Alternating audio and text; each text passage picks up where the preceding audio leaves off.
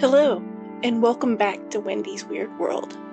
If this is your first visit here, I'm glad you're here. I hope all of you enjoy the tale. This story came to me while pondering what a paranormal glimmer man could be.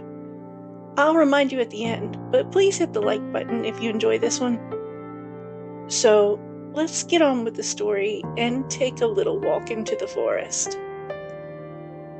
A Glimmer of Hope. Sylvia Dubois had always found peace in the woods. The lush greenery, the quiet rustle of leaves, and the hum of wildlife offered her the kind of solace that only nature could provide. This wasn't the case today. There was an unsettling tension in the air. The afternoon sun filtered through the canopy, casting long shadows on the forest floor. But she felt something else. A subtle vibration she couldn't explain. Her work at the university had brought her deep into the Blue Foothills Experimental Forest, a restricted area used for research.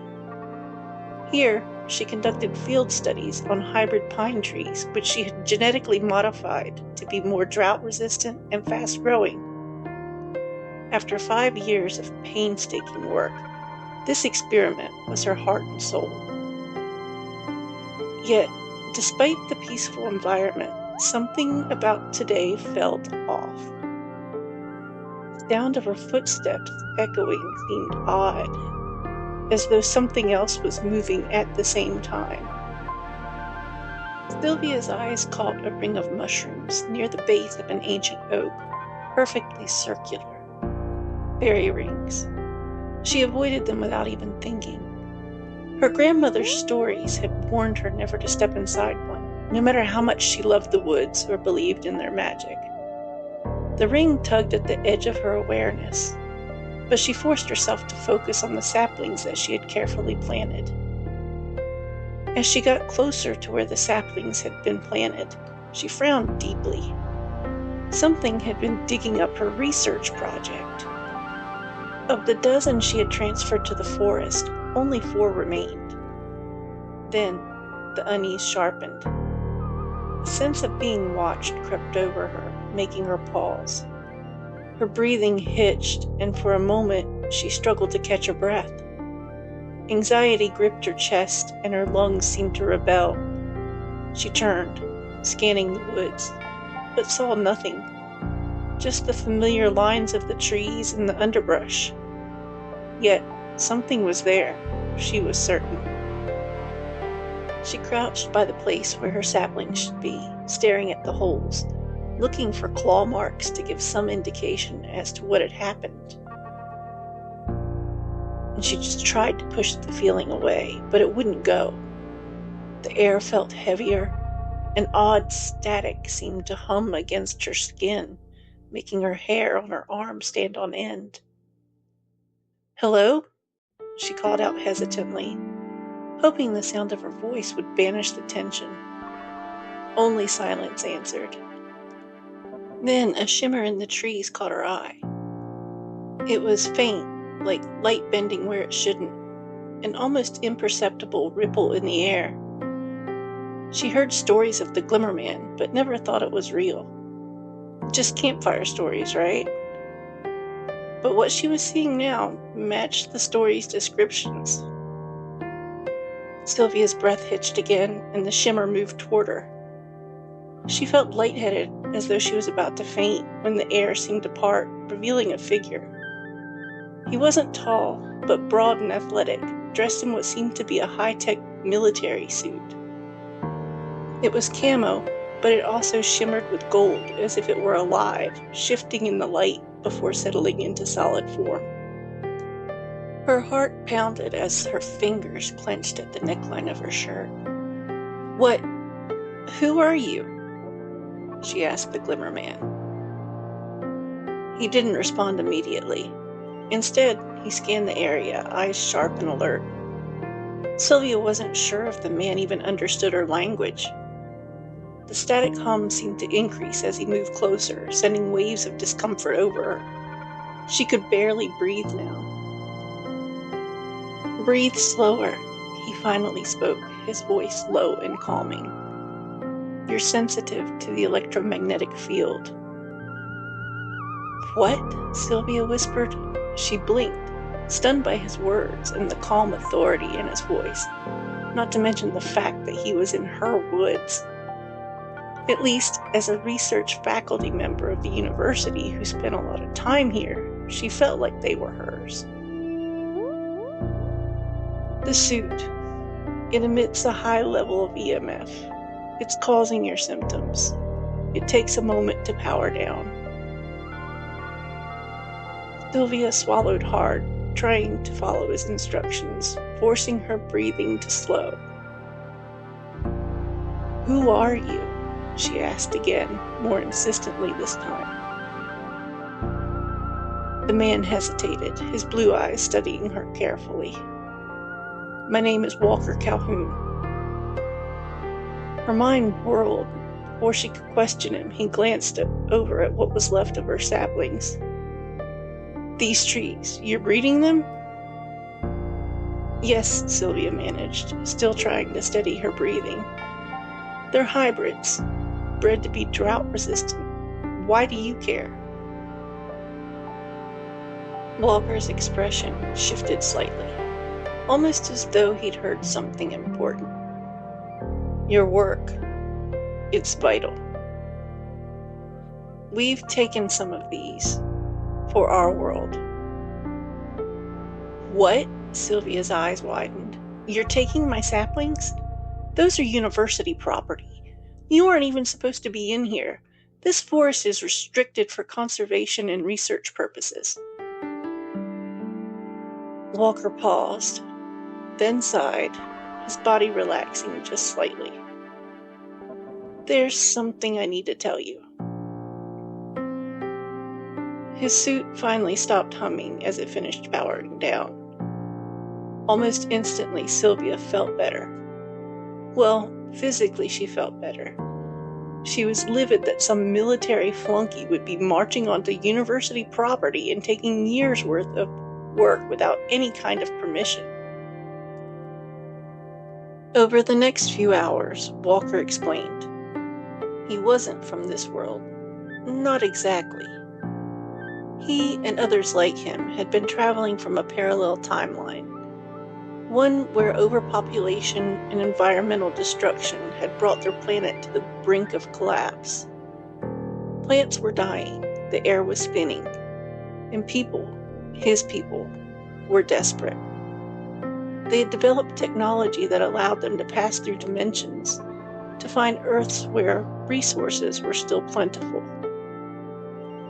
They had been sent here to harvest what they needed to survive. Unfortunately, nothing seemed to survive the trip. Seeds wouldn't sprout, and saplings withered, even when the soil was taken with them so the roots were not disturbed. "You're stealing from us?" Sylvia's voice was sharp and incredulous. "Your people, are they that desperate?" "We didn't think it would hurt anything," Walker said softly.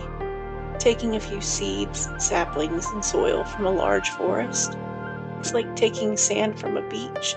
It seemed harmless." "But it's not harmless," Sylvia snapped. "These saplings," she gestured to the small plants, "are special. They're part of a project I've been working on for years. You're taking something you don't understand." Walker frowned, the lines of his face hardening as realization washed over him. "I didn't know. Sylvia stood, her hands shaking with anger. "You can't just come here and take whatever you want. You've been killing my work, and now it helps out neither world, Mr. EMF suit." Walker's brow furrowed. "We didn't know why the plants weren't surviving the trip. We don't have experts on plants anymore. But the EMF? You think that's it?" "Oh, I know it is," Sylvia said, her voice firm. "Your suit's EMF field is frying the plant cells. After what it did to me, I'm sure that's your problem." The pieces were falling into place for Walker. But there was something deeper in his expression, something almost remorseful. "I can't stop," he said quietly. "We need these plants. Without them, my world is finished. But we can't take the portal without powering up the suit." Sylvia felt the weight of his words, but shook her head. There has to be another way. Over the next few weeks, they worked together in secret. Sylvia was helping Walker find methods to transport the fragile seeds and saplings without destroying them. They found that ingesting seeds, allowing their bodies to act as shields for the EMF, could protect them. For those that couldn't be consumed by humans, they could use animals, small birds, or creatures native to the forest.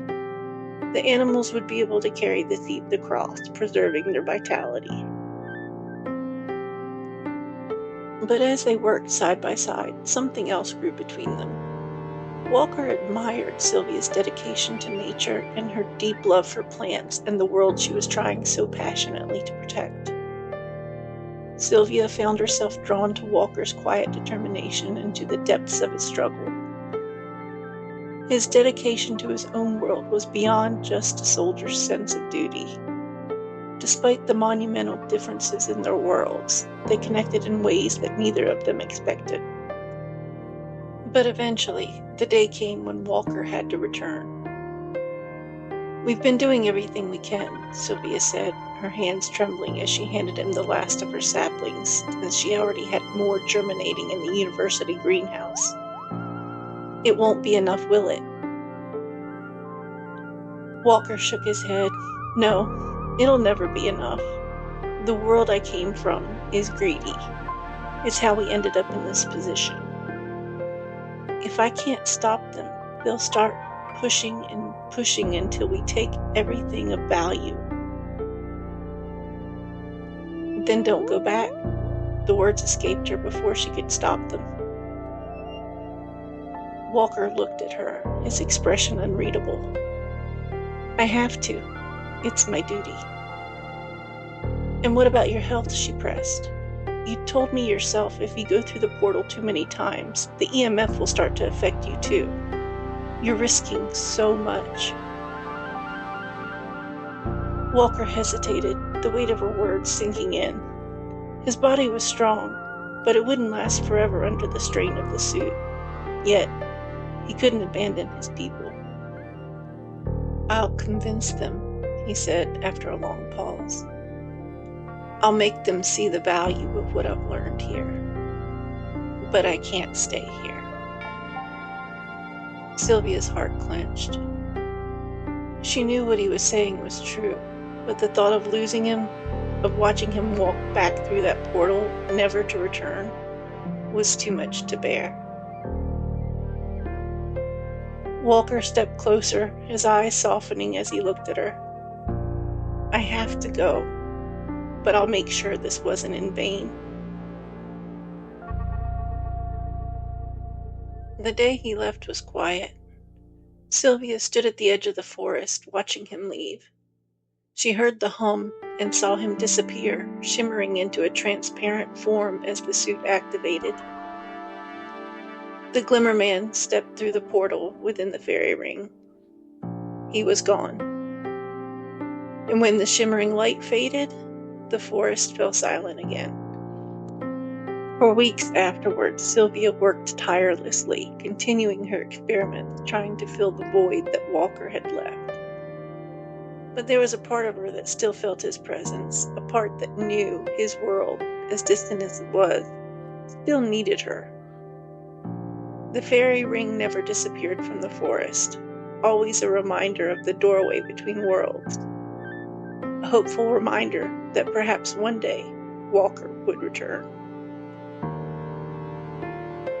Thanks for staying for the story. Hit that like button for me if you enjoyed it. Feel free to share this story with anybody whom you think might enjoy it. If you haven't subscribed, please consider doing that to hear more weird and paranormal stories. Use the bell icon to set up your notification preferences. Let me know in the comments below if you have a favorite creepy or weird topic you'd like to hear a story about. All of these things can really help out this channel. Until next time, be well, be happy, and stay safe. After all, it's a weird world.